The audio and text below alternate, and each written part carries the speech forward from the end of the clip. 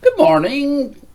I'm Regina, and you're you. And we're here this morning to have coffee with Diana.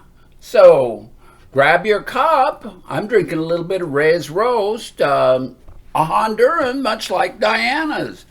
The Honduran coffees are really kind of nice. They are not always the same. El Salvadoran coffees are my favorites. Usually, I've always liked to do an El Salvador Bourbon.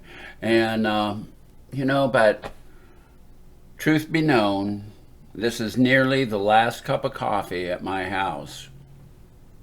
But as I get done here with this video, having coffee, I'm on to roast more coffee today, and I'm sure that I'll bring 4 or 5 different coffees home, a couple ounces of each one, and then I'm off doing quality control for the next few days. And that's how I keep. I don't have any of my regular bags at home. I very seldom bring one of those bags home. I love my label, but they cost me money. I put everything in a little tiny bag and bring it home. Put a little sticker on it, says what it is. Sometimes I just write on the bag, "What is this?" And then I know. How did I get into coffee? It starts really quite a long time ago. Not that I've always been into coffee, because I haven't, but I drank and I used drugs for a long, long time. I was an addict alcoholic. About 30 years ago, I quit using and abusing.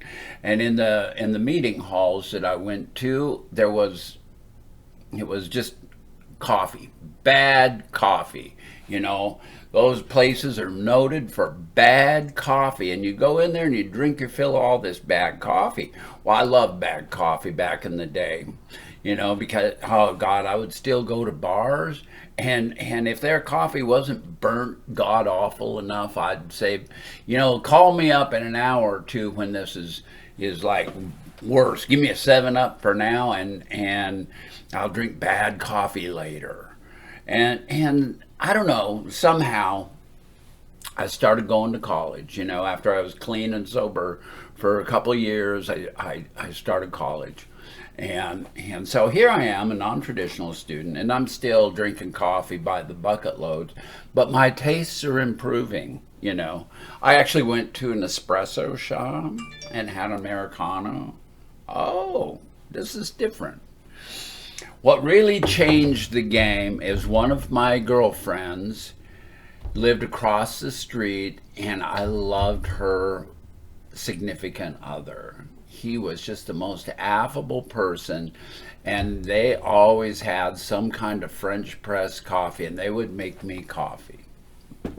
And I loved their coffee, and I started drinking this French roast, and oh, what a unique flavor. And no matter what I did, I could never get my old coffee to taste that way.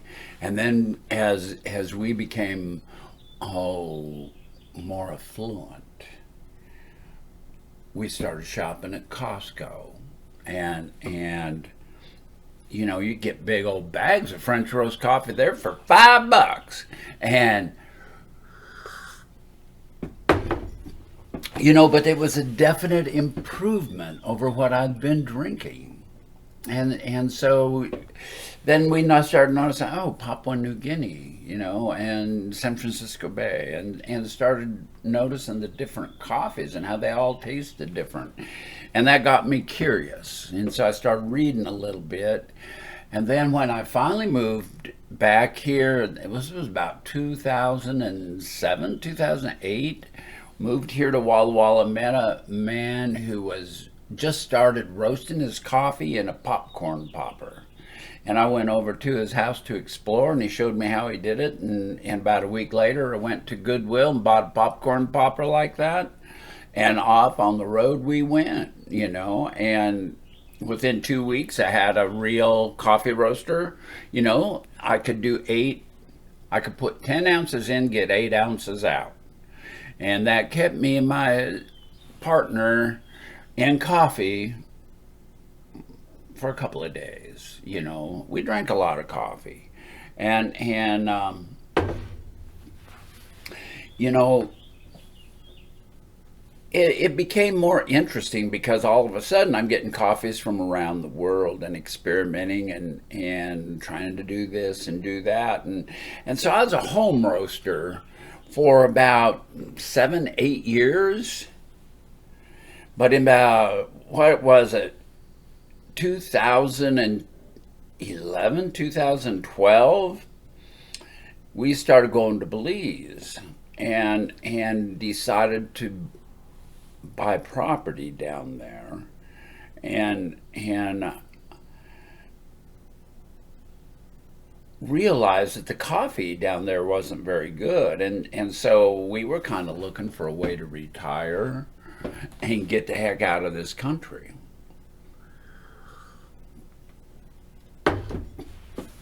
So as it is, we've, you know, finally the third year we were there, we started looking for properties, and maybe it was the second year, and down in central Belize, you know, God, the country's only about what 200 miles long from Mexico to Guatemala, and 100 miles deep from the ocean into Guatemala again, and you know, we our big plan became to get a coffee roaster down there, buy beans of coffee from Guatemala and Honduras and all the locals in there, and start selling coffee to the bed and breakfast. We're catering to people from all over the world, and because they needed help.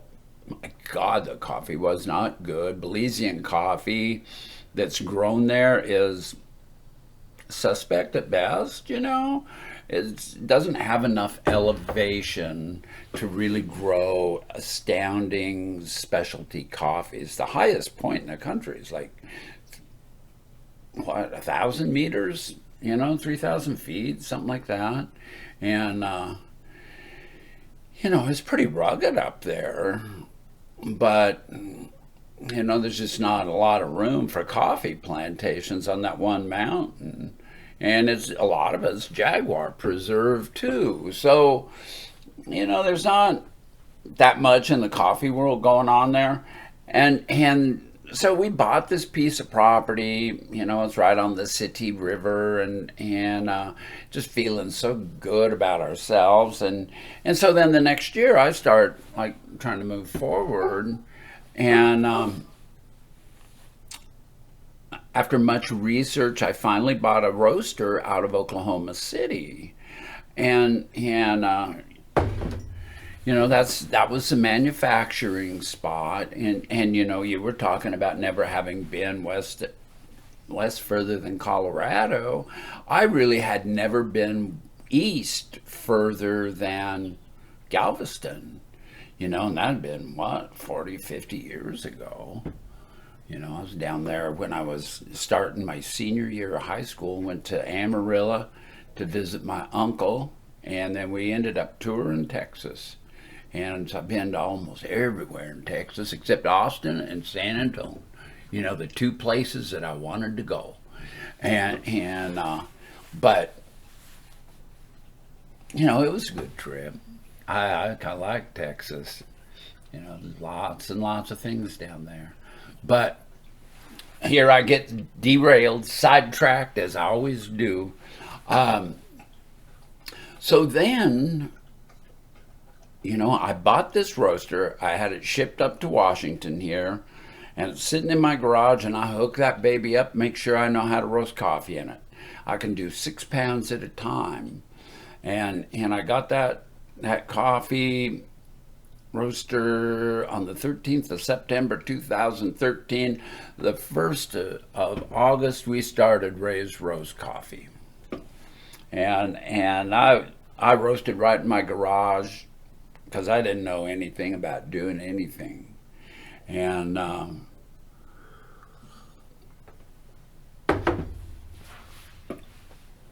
we proceeded from there. and that worked for a while, kind of living under, again, flying under the radar, Washington State food processing powers that be, and sell, I'd go places and it'd be like dealing drugs, you open up your trunk and people gather around and they walk away with a bag. And that was kind of how we did it, and it was fun. And then I heard about this little startup thing at the Port of Columbia here in Columbia County, and in a little town called Dayton. And so I was familiar with Dayton, having worked up here part of the time. And so we came up and checked it out, and there was a little market opening up, little farmer's market kind of thing. And we started selling coffee through there, and 2 months later I had a space in that facility, a brand new space, didn't really have to do much of anything except move the roaster in there, get inspected, and all of a sudden I'm legal, and I'm doing this because I don't know anything about running a business.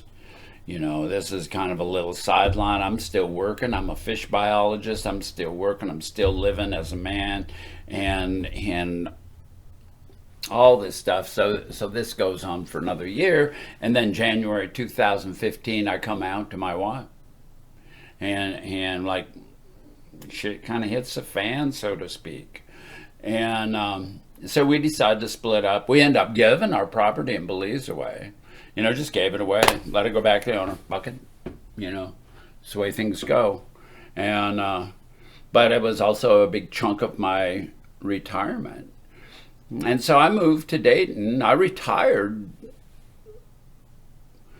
I turned what?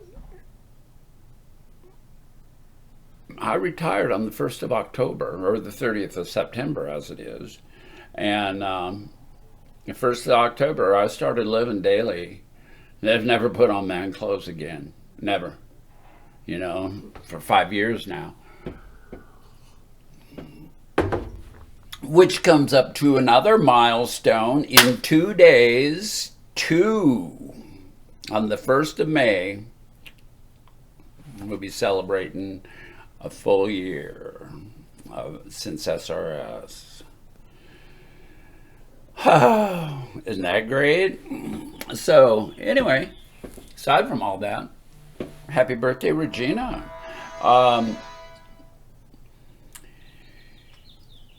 I met this guy. Yeah. So that's kind of my story, and I've been working part-time out of this little place, and I didn't really want a coffee shop. I just wanted to sell pounds of coffee and wholesale, and in all my grandiosity, because I didn't really like people that much. And then when I transitioned, something changed inside of me, and I started opening up with 3 tables in that little tiny space, and got to have all the coffee beans stacked up in a big pile. It was really a pain, and but it was really kind of cool. And we started off offering pour overs, French presses, and AeroPresses, and that was all we had. No espresso machine, no nothing.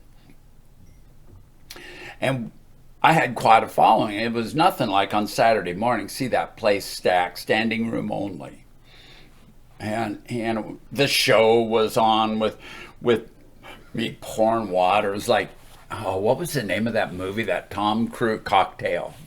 That Tom Cruise movie where everybody's doing all. That's the way I was making coffee. And I could participate in every conversation that was going on in the room. And it was really kind of a lot of fun. And then I got to, involved with one of the restaurants downtown. And so we were doing a coffee tasting on a Sunday morning down there. And before that was over, I had 3 offers to move out of my space and into a much better space for retail. And one of them was in the bigger town, and I would have had to move over there, and I just wasn't into that. And because I really liked this little town. It's like an oasis in the desert of conservative Eastern Washington. Even though it's a conservative little town, we've figured out how those of us who are on the far left and the far right can all get along just fine. We just don't, you know. That's a whole nother deal, Diana. It's pretty amazing, but they just keep opening up their arms to me. Um, so yeah, I picked out this spot that was just a couple of doors away from that restaurant, and I've been going there ever since until the 28th of March, when all this quarantine stuff, and I decided I just didn't want to face people anymore. My shop really couldn't do a curbside service very well, so yeah, we shut down, and I've enjoyed not having to work so hard. I'm getting pretty old, and so I don't really want to work 30, 40 hours a week or 50, 60. And owning your own business gets to that pretty soon. Right now, with this all going on, I'm still roasting about the same amount of coffee. And, if I didn't have two rents to pay, I would be doing okay financially. And all my expenses are in the coffee shop for the most part. I still have the big expense of buying a fortune's worth of coffee beans, but if I don't have all the other expenses, I don't have to work that hard. And so I'm thinking I might not ever open the shop up. All that being said, Diana, I like it in there. I really like it. It has made me blossom. I've had people come in and say, "Oh, what a special place this is." It's so homey and feels so good in there. And I've got nice art. I've started kind of like selling myself out and running it kind of like an art gallery too. And I change artists out, and not that anybody's getting rich off of, but I started doing that in November, and here it is, just tourist season. What happens in tourist season? I don't know. What I do know is that I just don't want to work very hard anymore. I want to have more fun. I want to be able to do YouTube videos, whether anybody watches them or not. I've got some stuff to say, and you know, people can either listen to it or not. I get what you're saying about some of that, and it gets depressing. And Lord knows I struggle with depression at times. But gee willikers, you know, um, I get depressed when I look in my camera here and I see that mess and I've cleaned that up 2 or 3 times and it always looks messy. I and thank God I picked up all the shoes that you could see in the house, you know, but oh mercy, I digress. You know, life is good. Life is really good. I'm so envious of you down there in Mississippi. It's so green, and I bet it's green year round.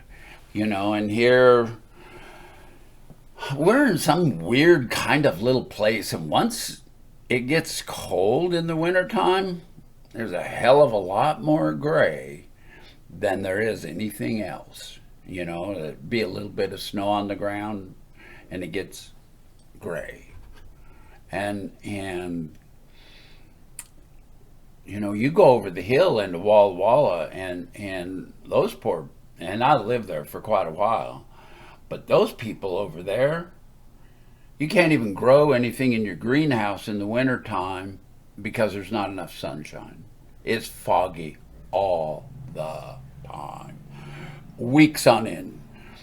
I used to live over in Northeast Oregon, and coming over the mountain, You'd be like 50 degrees and sunny over there, and in Oregon, and you come over the mountain and you get up above the Walla Walla Valley, and you look out there and it's just like flat fog, big old fog bank there, and you start dropping down into that, and the temperature just plummets. Boom, cold, all trapped at the bottom of the valley.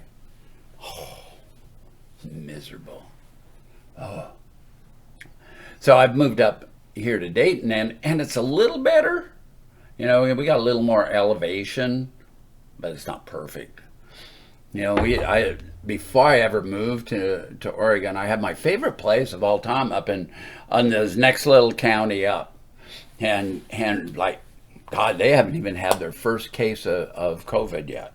You know, they're so isolated up there. My driveway was a mile and a half long, and I was at 2,800 feet, and it was just fabulous. I had the best sledding hill ever. You know, I climbed up that hill one time. First time I ever did, it was kind of slow coming down. You go off this little cornice, so you drop down about 4 feet, just boom, drop, and then you get down to the bottom, and you got to take a hard right, and otherwise you go into like a little drainage of some kind, and it didn't look pretty down there, and so then I got right to the end of my sidewalk where we parked our cars the first time, you know, so it was slow. Never made it again. It was always too fast. You come down that hill, you'd be going too fast, you make that right hand turn, you roll, you do something, you fall off. It's great fun, you know, great fun. I loved it. But that was wintertime, that was another time. Everything's different now. So you were talking about wanting to come up here. Well, come on up. You know, golly sakes. You know, Washington is a great little place. Our weather is pretty mild, both winter, spring, summer. You know, summer is dry heat here in eastern Washington, and it does get warm. But last year I was a little disappointed. There was only 3-4 days, even close to 100, and because I wanted 2-3 weeks of 104, 105, you know, get some heat, allow me to take some clothes off. Holy smokes, you know, scare all the people away with my old body. But anyway, yeah, I got this nice private backyard.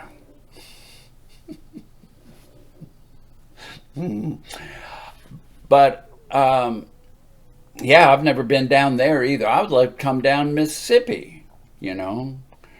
Damn. So we need to like change addresses.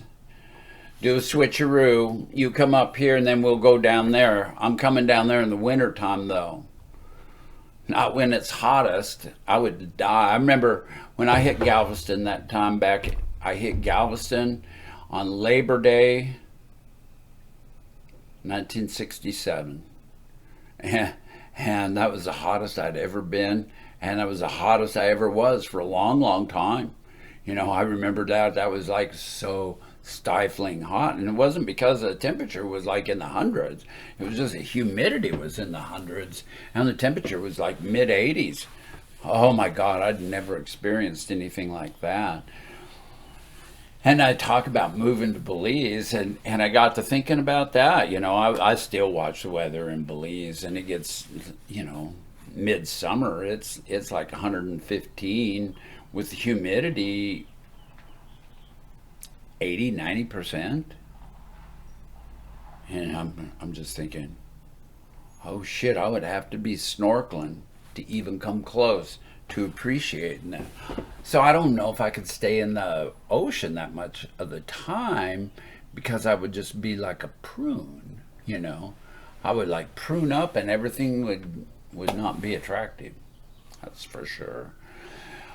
Oh, anyway, you know, I gotta get roasting coffee here, and it's so good to talk with you, Diane, and You know, I love your videos, and I'm sorry I don't always get to comment on them.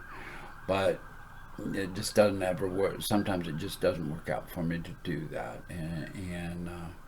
So, but you know that I'm watching them. I always give a little like, give you the big thumbs up. So hang in there. We got to talk about a coffee cup coming your way. You know, get the old Ray's Roast Cup down there. I made sure that I had one. I've got it set aside, wrapped up. All I'm needing is a box and some help, you know. And so let me know what you want to do, and we'll talk to you later. I love to everybody that's listening to us have this conversation, and you know, tune in again for a conversation with Regina. Hit the like, make comments, and hear more of my story. I guess I could like come up with a little more. So love you. Bye bye.